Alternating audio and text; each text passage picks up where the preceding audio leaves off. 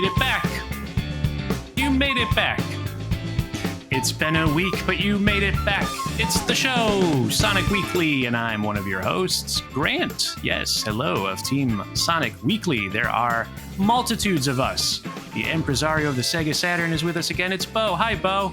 Speed me up. I'm happy to be talking about Sonic with friends again. So happy as well. And out of the shadows, into the spotlight, it's the star of the show, David the Lurker. Hi, David. Whoa, hi, Grant. Hi, Bo. That's a fancy word. What was it? Impresario?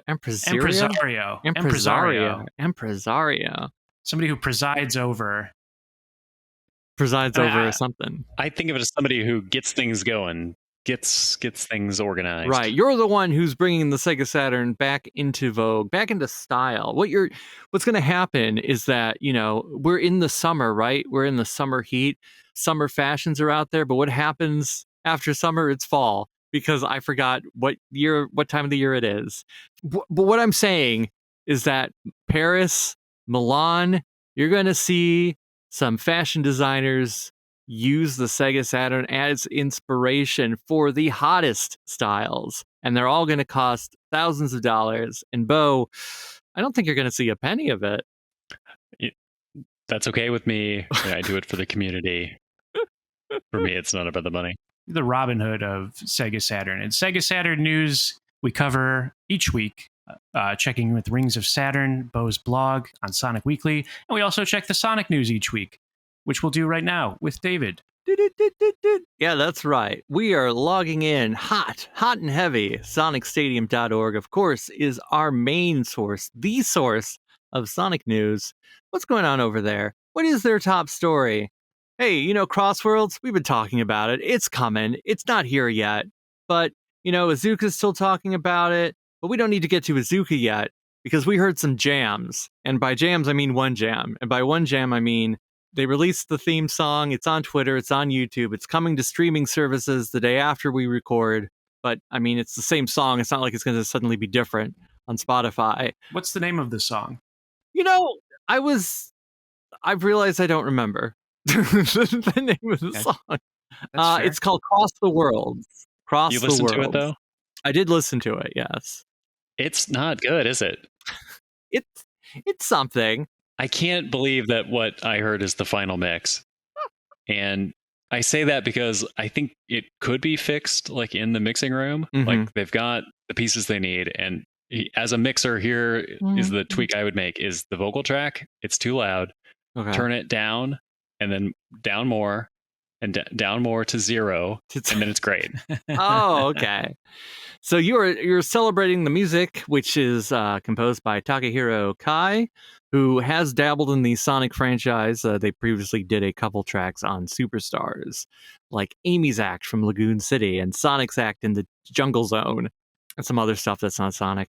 But hey, it's sung. They don't say who wrote the lyrics, because I think, to me, some of the lyrics are a little strange. They sound improvised. They got into the booth and they're like, "Ooh, what's this song about?" Sonic and cars? Golden rings. Yeah. Get your things. Right. We're going to get the engines racing. And now everybody's ray tracing on the PlayStation. It's very on the nose. That was written in the recording booth. Right. They don't say who wrote the lyrics, so we don't know if it was Kai or if it was we do know guest singer. Yes. Guest singer is James Bourne, British pop punk performer, best known for his role in the band Busted. Mm-hmm. I don't know Busted, and I thought Jason Bourne. Hey, if this is the Bourne ultimatum, give me the other option. Right. I agree with Bo. This song is pretty rough. I wanted to like it. It's very busy. Mm-hmm. It's very energetic, and it's very empty. I can't recall it immediately after listening to it. Maybe it's a grower. Sometimes that happens with Sonic songs. It definitely has that early 2000s nostalgia to it, but it's like when you think of the early 2000s in a negative way, this is what you think of. You're like, yeah, it was just Godsmack and mall pop, and they sometimes combined, and that's a little bit of what I felt with this.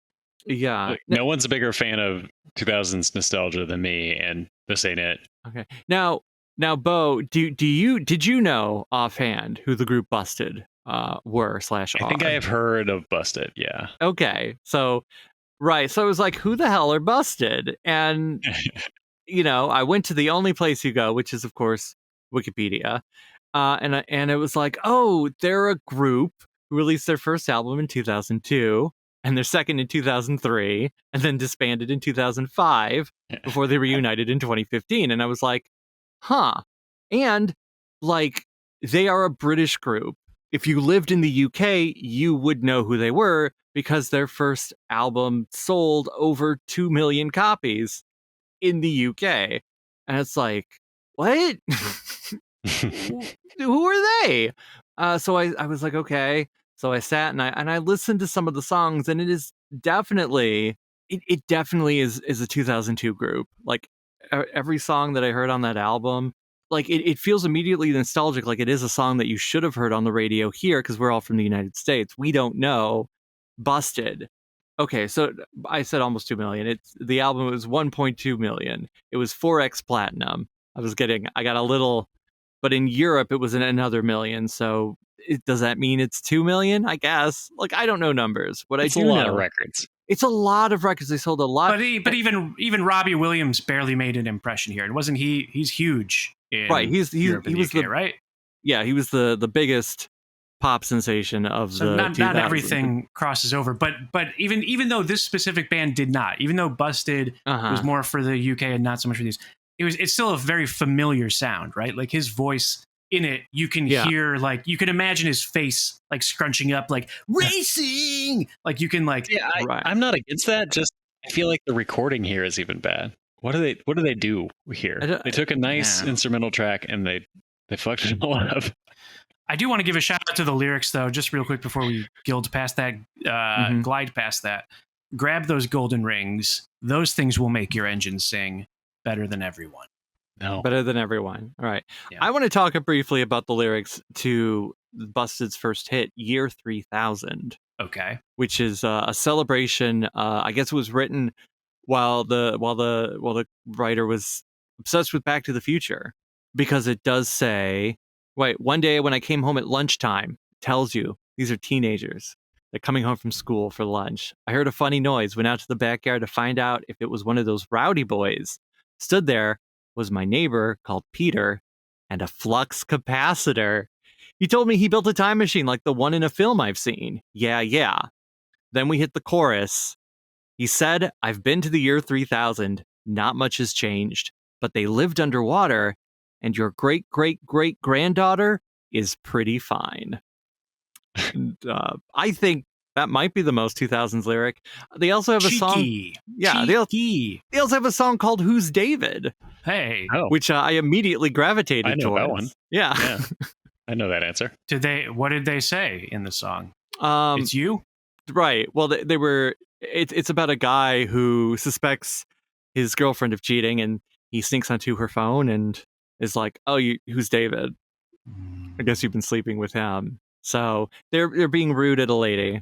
Do you think the text messages he found were using like T9 abbreviations? Oh, it had to be, because from an album in 2003, smartphones did not exist. That's some commitment to cheating there too, because that was like a dime per text message back then. Yeah, like what are you saying to each other? Like, you have to be right, because you can only use a certain amount of characters, right? You can't. That was still in the era you would text somebody and they were like, whoa, hey man, I'm not Mr. Moneybags. Like, my mom is still paying for my plan here. I'm gonna get a lecture about this. Yeah, right. A dime a pop for a text. Can you imagine in this day and age? I can. Well, let's go back to it. Going back to Crossworlds. Oh, no. Sorry, go ahead. I think I just want to talk about Busted. I'm very fascinated by this group because also, apparently, there was another group with a similar sound called McFly. And I see the pattern. Right. And so then years later, before Busted reunited, Busted and McFly became a supergroup called McBusted. And they released an album. What I really want to know is how anyone at Sega is aware of how do the people who write these songs figure out who to get vocalists from. Like that is a good question of like, is it Azuka who just has like the Hoobastank love? Right. Who's the one who's choosing the Hoobastanks, the Busteds, and the zebra heads? Yeah. But it's never the groups themselves. It's always one or the two performers from it. They don't get the drummer in. Yeah, they don't get Hootie. They just get the Blowfish. But you're excited anyway. Yeah, I kind of wish that they would just have the group write a song, because that's what they do, right? They're music performers, but they're also writers. They write the song, they perform the song, they do the song. I want to know. Let's let them go out with it. Yeah, I do want to know what love is. I want you to show me. Hey, Azuka said something else about Sonic Racing Cross Worlds this week. This is another news item for you. Oh, right. I guess we're done with Busted. Right. Well, we can always circle back to Busted, but Azuka revealed that Sonic Racing Cross Worlds was initially designed with no items before adding them in later. So they did a lot of testing with just the base level and wanted to make sure that there was a fun, competitive racing mechanic. Mm-hmm. The team did a lot of play tests, and anything that was very stressful for players, anything that always allowed people to come back from behind and win all the time, needed to be removed from the concept. But then they added the items back in and then presumably retested it again. So I think what we're supposed to take from that anecdote is like, oh, they really have explored every corner, and not, oh, that seems really inefficient. But right. It seems good. I think what we're supposed to take from it is like, oh, the game is going to be super balanced. Hella balanced. I would imagine that there are people who play driving games for the driving experience, and then there are people who play kart racing games for the madcap, anybody could come from behind and your blue shells and yada yada yada. And I don't know, do those people overlap at all? And maybe there's the same in fighters too. Like when you play Smash Brothers, are you items on or items off? Are you a purist? Oh, well, competitive fighters definitely turn everything off because they're boring. Sorry. I like items off. I want to know the moves. I want to see the moves. I want a final destination. Also, Sonic works best in those, and I main Sonic. I want non-stop items. I want the game to break and spawn items infinitely. That's what I want.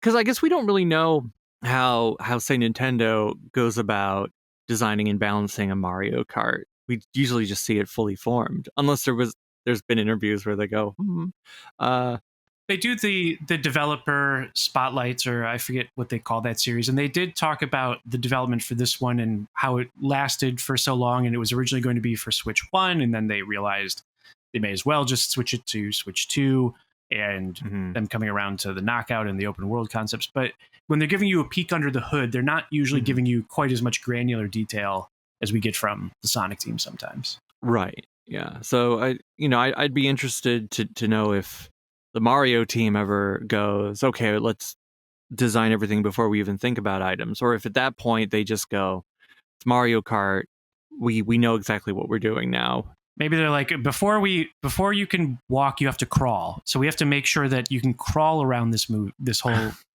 road in the map. And then you've got to be able to walk it. Right. And run it. And then you can drive. With supervision, you can learn to drive. I would love to see a version of this game where it's just all the characters crawling around on the road. See how long it takes to do a lap. Me too. Yeah. That would be a much more fun baby park. Because Sonic has crawled in Sonic Unleashed. Mario has crawled in Mario 64. If the two of them can crawl, then their supporting casts can certainly follow suit. Yes. We need to have more crawling in video games, I think. But yeah, I mean, it's interesting to know that they have given that much thought to it. I think they really are hoping that this is a killer app, like a top tier kart racer. It doesn't feel like, oh, we're just throwing it out there. I mean, that might be what it ends up happening, but it feels like they are giving it a bit more thought, a bit more care. What can we do differently? What can we do to make sure this is the best racer it can be? Well, I think we got the reason why last week with the sales leaks, which is Team Sonic Racing sold well and continues to sell 6 years later. And they're thinking, well, what if we could charge full price for that again and sell it for the next 6 years? And who can blame them? Right. Yeah, I think there's a lot of room in the shade under the Mario Kart umbrella tree. I think kart racers are a pretty popular genre. Going back to Bo's question, it's like, well, which is more popular, like a sort of traditional, racer or a kart racer? It seems to me like it's kart racers all the way. There are Gran Turismo games for people that want that sim style, but it seems like those are more niche than the arcadey kart racer types. Yeah, I feel like, to me, the previous Sonic racing games, the items aren't really great. Yeah. Like, I used the blowfish to knock out the person behind me. Not a great experience. It's no Mario Kart. They're much more technical, and they're hard to pick. They're a little harder to pick up and play. Like, it's Mario Kart, you can easily just hand to a friend and they can, maybe even win the race. But I think even with Racing Transformed, you can't really have that. It takes a little bit more getting used to. Yeah, Racing Transformed is a really technical game that takes a while to master. And I would agree that the items are sort of so underwhelming that maybe it was good to explore. Maybe there's a version of this game without items that's as fun as Smash without items. That's just about your ability to take corners tightly and drift, and that's it. Have any hands-on reports or anything been like, oh, there's definitely options where you can turn everything off and you're just pure racing? Not that I've seen. Well, you played it, right? But I don't know how much you had for the options window. It was, there was no options at all in the February playtest. All right. Yeah, I'd be curious to know if maybe that is an option where it can just be the pure driving experience. Right. Yeah, because you can do that in Mario Kart, can't you? You can do special races where you turn off the items or have frantic items or what have you. So I would imagine there would be. Man. Yeah. Yeah. But speaking of cars and Sonic. Yeah. Right. Sonic is still he's I think we mention that we did mention that he was pairing up with McLaren Racing. Whoa, or McLaren. Yeah, we didn't. I don't think. I think that came out after we recorded last week. We did talk about all sorts of the crossovers that we were doing, but I think that one came out. Although maybe I'm getting it mixed up. There was this is not the first race car crossover or car crossover for Sonic recently, right? This is the one for F1. Right. This is the F1, which I guess there is a nice report about a recent event written over on SonicStadium.org by Mr. Dreadnoughts himself, Sven. How do you say his last name? Is it just Jocelyn? I don't know. Probably. Whoops. Hey, happy birthday, Dreadnoughts. We saw your post. We hope you had a nice birthday. That's right. I wasn't there. I'm not in the UK. I just find it interesting. Whoa, there was a comic you could get there. Did you know that? It was a comic done by the Koro artist Imada Yuki, but also written by Ian Flynn. And there's no dialogue, and it's in color and black and white. I think that's neat. I was using that as a transition, but I haven't read it, so that's all I got. Yeah.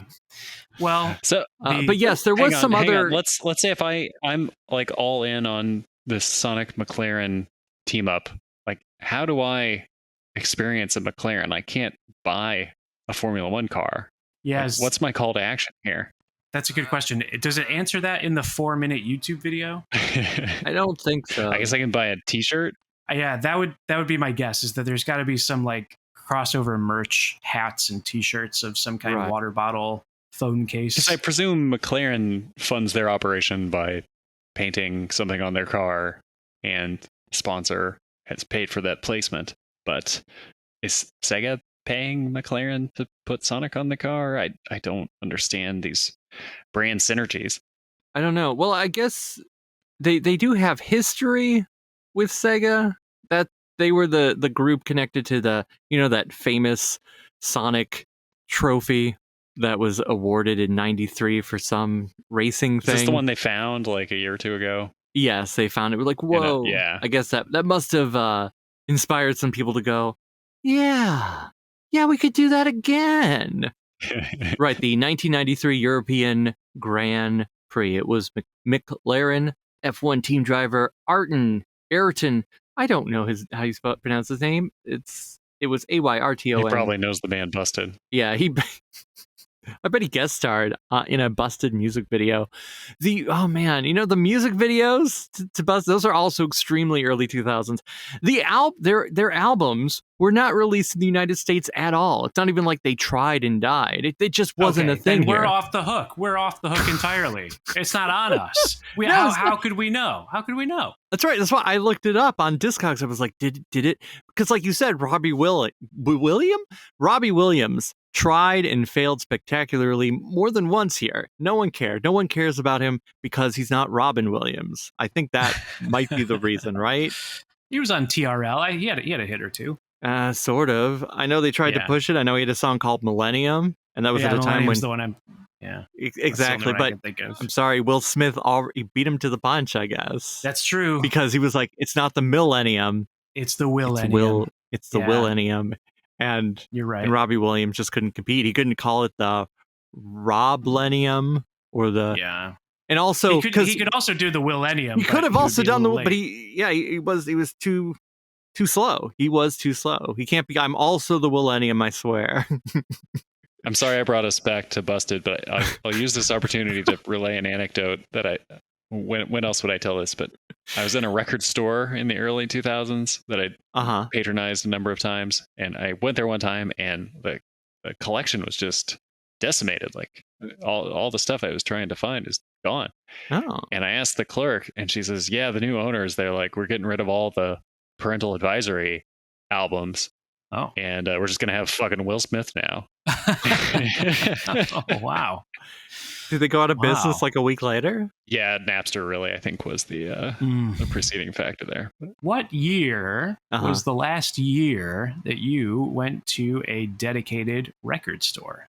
There's a question. For me, it can't have been too long ago because Los Angeles does have some dedicated ones, and I did go to Amoeba Records at their new location. I'm going to say in January. So I'm going to say this year. Before that, it may have been a couple of years ago, but there is generally in LA like available, still existing record stores. If I was still living in Ohio, I don't know if that would be the case. I think the last time I went to a record store like on release day for a record was 2009. Wow. Like an actual record store to buy an album. Yeah. Like, this is the fastest way I can get this music. Yeah, you're right. I'm sitting here going, when was the last time I did that? Hell, it might have been when Bat Out of Hell 3 came out. I'm not counting only new music, because when I went to the record store, I specifically went to get older music. I went to get CD compact discs to use on the Sega Saturn that I was so excited to play. Oh. Yeah. No, right, because I'm sitting here, I'm thinking, I probably have not gone to a dedicated record shop since before the pandemic. There was a local place called Flipside when I was still living in Michigan. A shout out to Flipside that I'd like to stick my head in.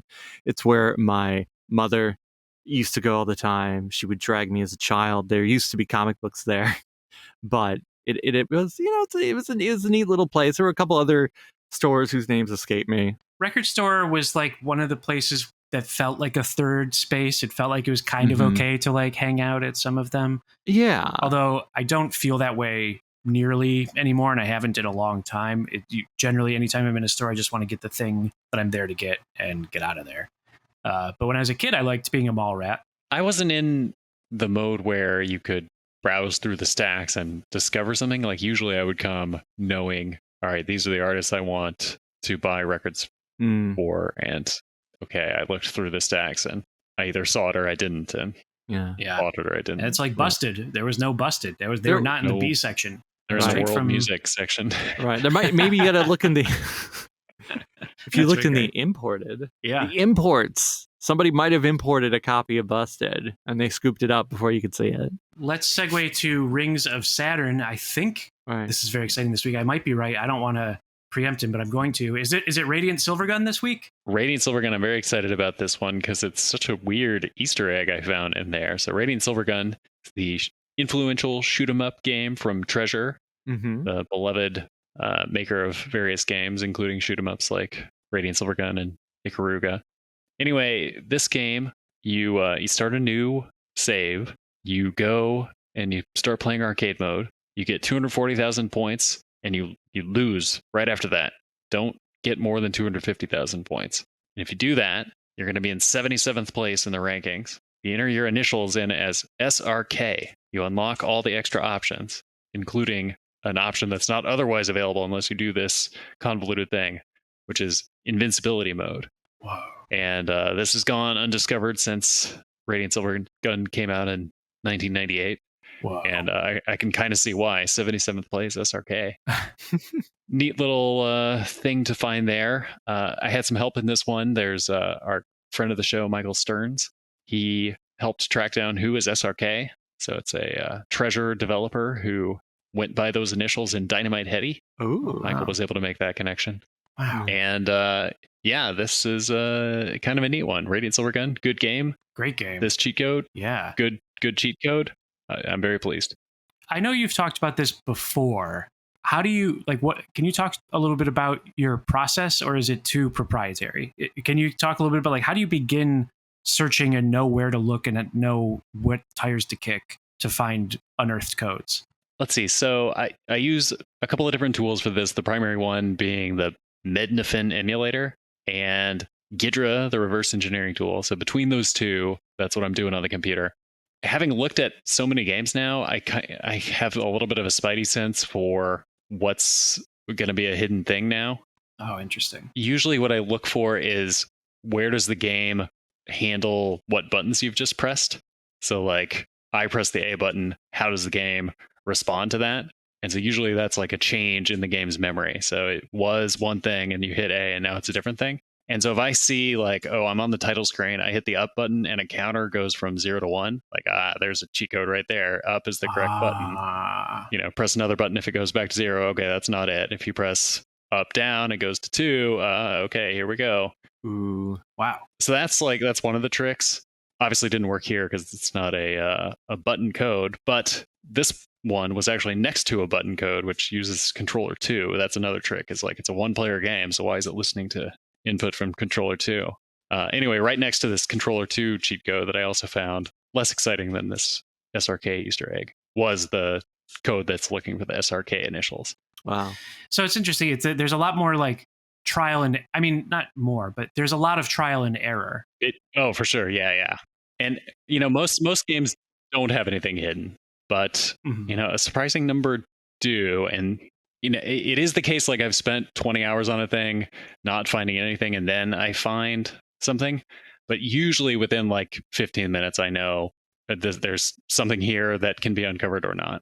This one was cool because you came back to it. You had done a pass on Radiant Silver Gun, thought you had covered it, and then what brought you back to this one?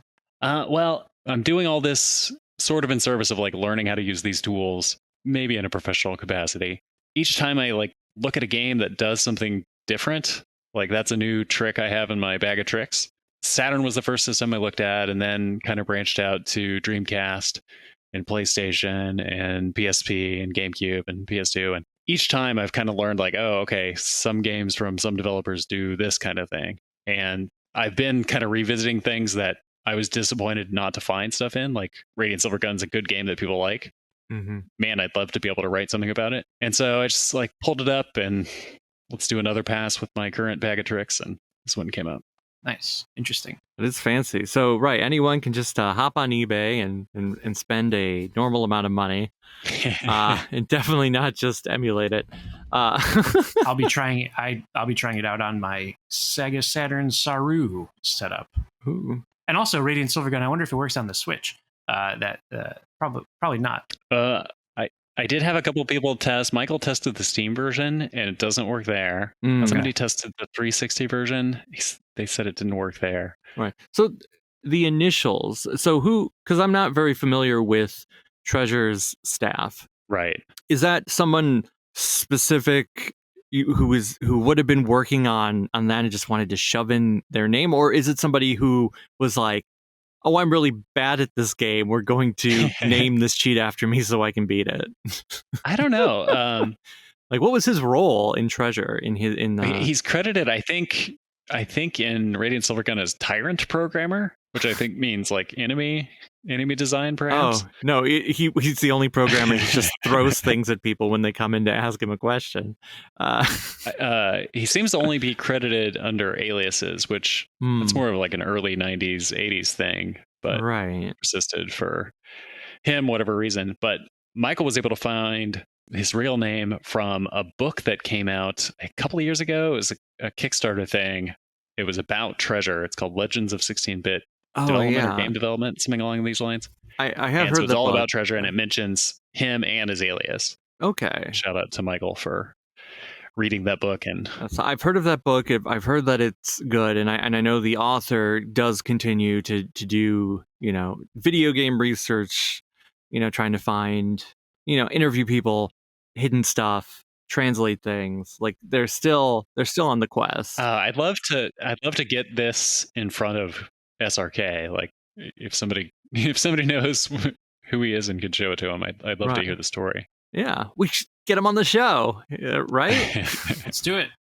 And you know who will help us is our buddy Barry from Sega Bits. We'll check in with Barry right now to see what they're talking about on Sega Bits. Barry! Hey Sonic Weekly listeners, Barry from Sega Bits here to tell you about a podcast that you might enjoy.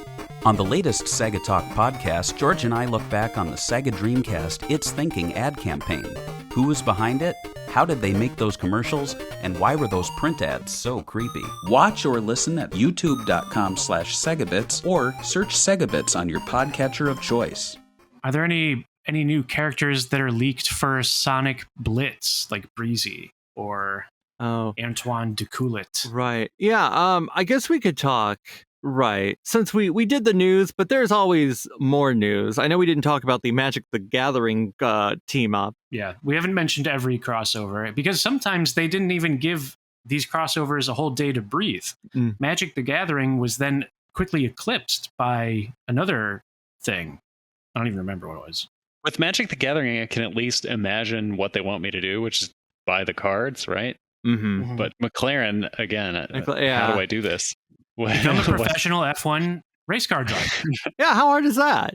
Call up Danica Patrick and ask her. Yeah, I know she wasn't in F1. She must know some people. She might know somebody who knew someone. I don't know. Sonic Blitz. There was an update to the game. There are new cards, but I don't think anything new was leaked. Anything that we hadn't seen before. It's just you can unlock Dr. Fukurokov from Tales Adventures, Heavy Shinobi from Mania, Flicky, Cream, Metal Sonic, Tangle, Bark the Polar Bear, and Knuckles. So they are the new cards in the latest update to a game that can't download in most territories. Is this still Brazil exclusive? It is still Brazilian, I believe, exclusive. You can buy a Sega Master System there still. That is true. You can play Sonic Rumble. You can buy a Master System. It's really going down in Brazil. Let's move to Brazil. Right. Have you ever been to Brazil? No. Have you? No. Oh. I had a boss who went to Brazil. Okay. He told me a story about a lady he met there. Yeah, what happened? Before he was married. Well, I guess it was a brief but passionate love affair, and it ended because they couldn't communicate because he didn't know. As many marriages do. Oh, right. Well, yeah. Not always because of Portuguese, but right.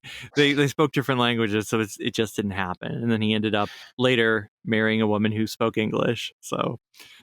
And this is this person is he was your boss. He was my boss at once upon a time. And one day he was just like, "Listen, I'm your superior here at work. There's something you need to know." Right. One time I went to Brazil. Right. He went to Brazil. It's not the weirdest thing that a former boss. I had a different boss, not that boss. When I worked at a little place called Ink Stop, and he was like, "Oh, David, I've started dating someone and my birthday's coming up and I want you to meet my girlfriend. We're going to have a good time." And I was like, okay, where will we go? Well, it's like, yeah, of course. I'm willing to go out, go to the bar, have a couple drinks, meet whoever. Because he was like, I'm friends with everyone I work with, which was easy when there were only two other people in the store. Inkstop went out of business. And he was like, yeah, we're going to meet where she works. Where did she work? Where? A strip club. Oh, yeah. Oh. She was a stripper. Oh. And I was like, I've never been to a strip club before. And he's like, no, it's great. Boy. It's fine. You're gonna love it. I was like, okay. So I did go, and so the first time I met his girlfriend, she was topless. Naked. Yeah. Wow. It's one way to meet someone, I guess. Yeah. Yes. Also, there was a shot girl there, and I guess the way that I was behaving. A shot girl, as in a woman who's walking around carrying shots. Yes, like, in test tubes, there were shots. Yeah. It was like, oh hey, Okay. Here's a shot, and you would either take it or they would give it to you in a certain way. Like, we don't need to get into details. I mean, look. We got imaginations. Yeah, but I was But I think I'm imagining it wrong. I don't think I'm imagining it right. What do you mean there's certain ways they get it into you? What the hell does that mean? Is it a suppository? That can't be right. No. Maybe involves like leaning forward in a Yes, in a leaning certain way. forward, and they're like, Ah. okay, now you grab the test tube, not with your hands, and you're like, right. But I remember being a bit awkward and a bit like unsure of what I'm supposed to be doing in such an establishment. And I was having a conversation with the shot girl, and I was just like, I'm sure that plenty of guys come in here and are acting the way that I am right now, like being nervous and confused. And she was like, no, just you. Oh, man. Yep. We don't get a lot of passive introverts in here. Yeah. So Right. I guess usually when one strolls into such a place, it's kind it's of a like, self-selecting crowd. Yeah. I had a similar experience, David. I don't know. I guess I'll just get into it a little bit, which is I was also dragged to a strip club from the first time I went to a strip club. I haven't been to a strip club that many times, but the first time I also felt very uncomfortable and very like alien in my skin. Yeah. And to loosen me up, a coworker decided to buy me a lap dance. Although I didn't know they bought me a lap dance. So in fact, the woman got paid twice because I paid for it at the end as well. So you must have enjoyed that. Yes, but I wore glasses back then. I hadn't had LASIK surgery yet, so I had glasses on, and they were kind of like dusty. So she like took them off and like cleaned my glasses. She's like, you probably can't see. I was like, now I really can't see. Right. And then she's like doing the lap dance stuff, and I'm like, okay, it's just I'm actually trying to talk to her, which is horrible. I don't think you're supposed to talk. I'm like, where do you go to school? She's like, UT. I'm like, oh, great. And then I don't know if this is too graphic for the podcast. You'll have to decide, Smoovies. She pretends. and then the song was over, and that was it. So I can empathize with your nerd in a strip club routine. Yes, because yeah. I was there. Do you think there will be any strippers in Sonic Racing Cross Worlds? No. No. What's the probably closest not. thing in the Sega universe? I guess there's a couple of Sonic is naked. by a couple, I mean a few dozen like adult themed Saturn games. Yeah, I guess those are just Japanese exclusive, right? Japanese they only. certainly yeah, never came right. out here. I don't know what's like the most explicit Dreamcast game that came out in the US. Dead or Alive 2. Dead or Alive maybe? 2. It's gotta be. It's gotta be Dead or Alive 2. That is a franchise. Dead or Alive 2 is a great fighting game. It is fun. It's a good game, but it is also Yeah, it's ridiculous, but the fighting technique is great. Yeah, I read Playboy for the articles, and I play Dead or Alive 2 for the technical challenge. But the fighting mechanics are really good, and the articles are really good. They do good interviews. And they're good snapshots of the culture at the time. When I worked at the radio station back in Ohio, they had piles and piles of Playboys to keep the DJs entertained. And I read those articles a lot, along with pursuing message boards about Sonic the Hedgehog and playing Toledo's classic rock hits. And so that's how I'm telling you, I can assure you that the articles are good because I read them. Oh, okay. Yeah. That's good to know. Yeah. I know there was an issue of Playboy from the 70s that has a giant ad for a Sega branded television. Oh. Well, maybe Playboy the Bunny could be in Sonic racing costumes. Oh wow, yeah. And You're not allowed like that. Like Playboy does own the copyright, the trademark or whatever to even the outfit. mm-hmm. There was a sci-fi convention in the 80s called Daikon, right? So Daikon 3, Daikon 4, they're well known because they had those elaborate anime opener like animations where it is a woman dressed as a Playboy bunny and she's like interacting with all sorts of sci-fi and anime and fantasy characters. So it is a legal nightmare to actually release those. And I think they were animated by, I forget who now. It is some Japanese animation studio that was like the first thing they did, and then they became professional. But like you can't even just release like a statue of that character because they're dressed as a Playboy bunny, and you would need to clear the outfit with Playboy. Like I guess there is no such thing as a generic Playboy bunny. So in like 2075 or something, we're going to celebrate that going into the public domain, and yeah, then you'll be able to draw a Mickey Mouse with Playboy bunny ears. Finally. That's what I want. That's the crossover that we've really been wanting. Yes. Not SpongeBob and Sonic, not McLaren and Sonic. Mickey and Playboy Bunny. Mickey and I think back to that letter we got some time back, and they were like, "Oh, I love how the show is clean. I love how the show doesn't go into adult subjects." I know we don't really, and I know some of the conversation we had has been cut and has to have been cut, but I don't know. As we're recording it, we don't know. That's true. We could have said anything. That's right. So let's also touch on a less adult and more juvenile topic. Did you guys see this stuff about the what do you call it? Work print footage of the first Sonic movie with the original, not even the model, but the stand-in for the model? Yeah. Frankly, I just can't believe how pornographic it was. I thought that was a very questionable choice and something that. No, I did see it, and yeah, it's interesting. I mean, it's not too shocking, right? We know there's these test models, and we've seen different ones from production, but that's not really the interesting aspect of how this was presented, right? The presentation was, somebody with particular proclivity, and his social media presence is dedicated to this particular proclivity, has taken this tangent into, oh, here I'm leaking some pre-release movie footage. And I feel like people didn't quite know how to respond to that, because like on the one hand you want to look at the pre-release movie footage because it's interesting, but on the other hand you don't want that in your browser history. So how do you launder that? You gotta like look at it with a level of indirection, I think. So I didn't know any of that. Wait, no, I just saw it posted like in the Discord or something, so I didn't know that it was attached to some questionable character. No, a guy runs an adult-themed Twitter account for a very particular niche. Right. Okay. And it does make sense. The scene in the first Sonic movie where he says you're going to need to check the fur on that one. Like that's the particular niche that he's exploring in his social media presence. Poo-poo.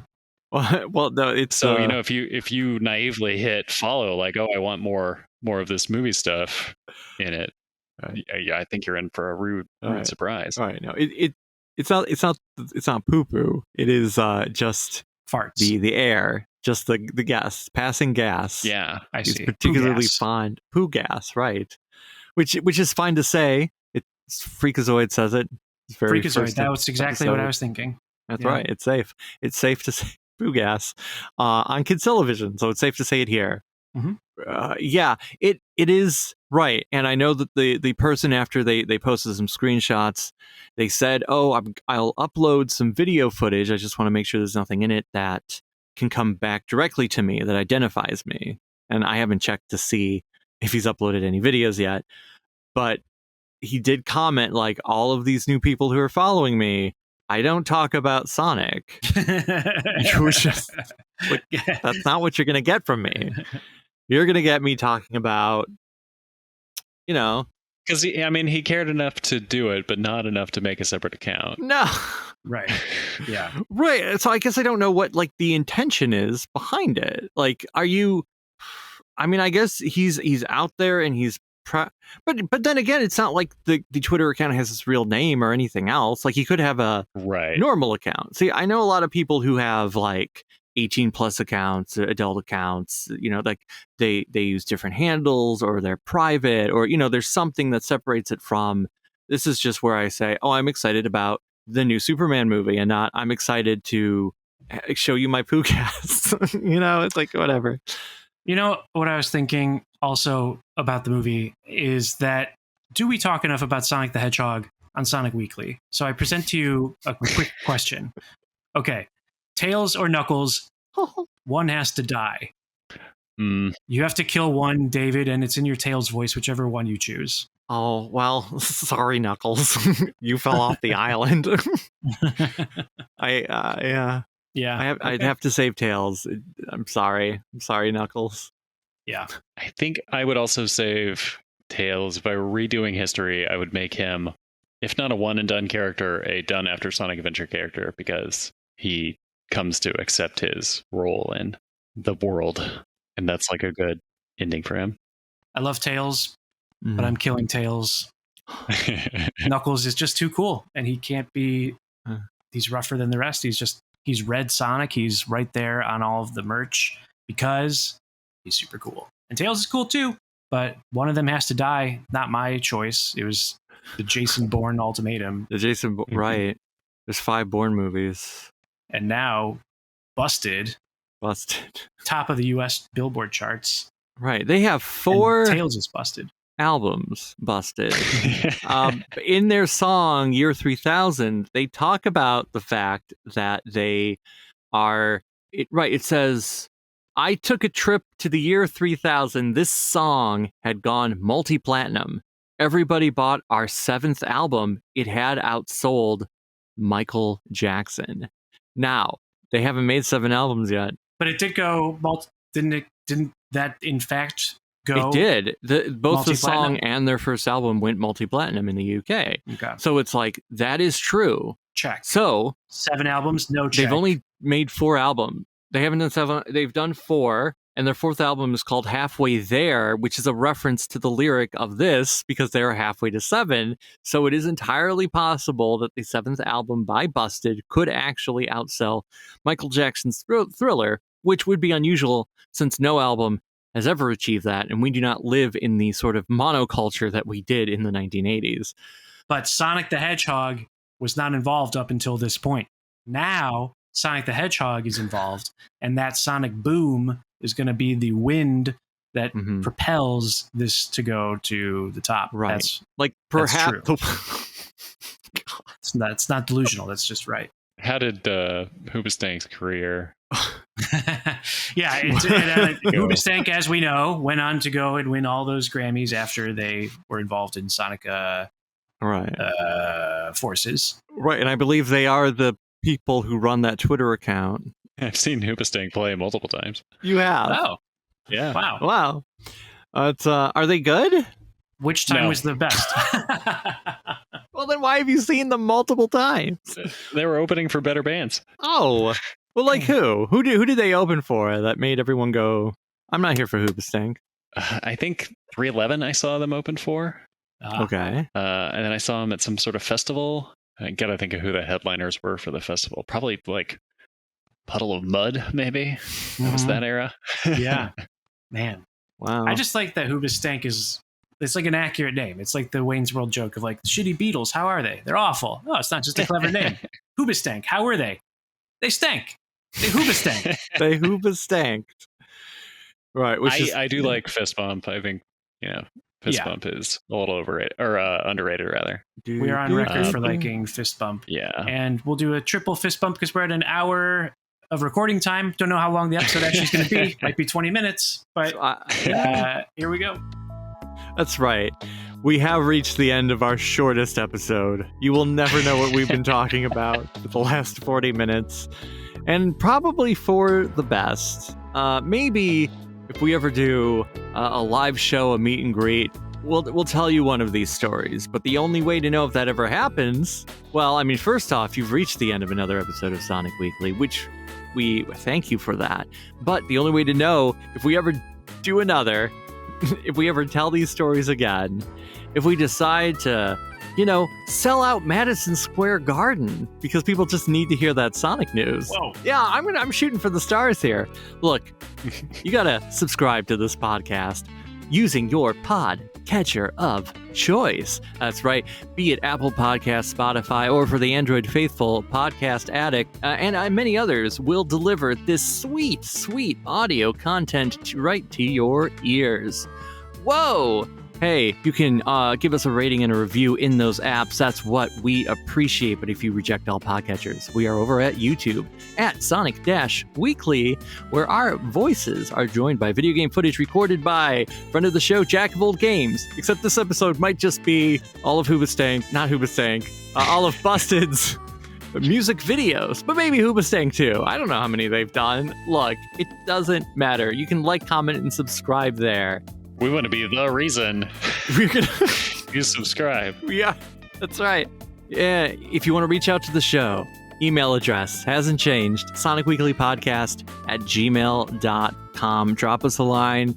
We do the mailbag from time to time. We want to know what you want to hear us talk about. We want to know what you think of the show, and it's the only way to get the link to our Discord server, where you can talk to like-minded Sonic the Hedgehog fans about many things, up to and including Sonic T. Hedgehog.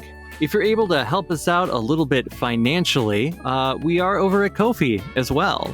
You can throw something into the tip jar, or for $5 a month, become an executive producer just like Big Dan, Pabsy, Sonic Goose, Saving Throws, Calbajarian, and Alt Synth. That's right. You can become the seventh name.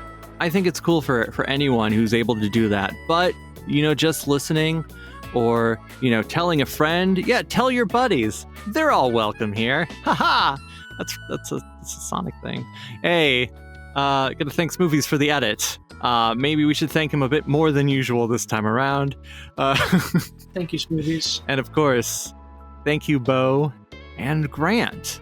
Bo for being an upstanding model citizen, and Grant for, being able to withstand the tides of time and being upstanding in a not so upstanding way. And in places, I mean, you're upstanding in a not, whatever. Look, I don't know how things work. You're both outstanding is what I'm trying to say. Outstanding. Thank you, David. Thank you, Smoovies. Thank you, everybody. Goodbye.